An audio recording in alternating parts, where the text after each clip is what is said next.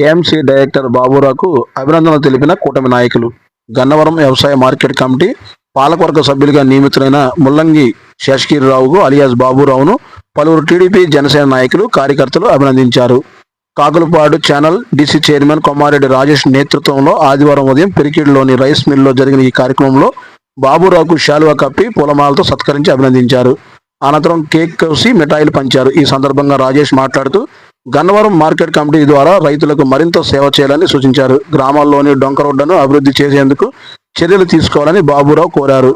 ఈ సందర్భంగా బాబురావు మాట్లాడుతూ తనపై నమ్మకం ఉంచి తనకు డైరెక్టర్గా అవకాశం కల్పించిన గన్నవరం ఎమ్మెల్యే యార్లగడ్డ వెంకట్రావుకు కృతజ్ఞతలు తెలిపారు. యార్లగడ్డ ఆశయాల మేరకు పనిచేసి మార్కెట్ యార్డ్ అభివృద్ధికి శక్తివంచన లేకుండా కృషి చేస్తానని ఈ సందర్భంగా బాబురావు హామీ ఇచ్చారు.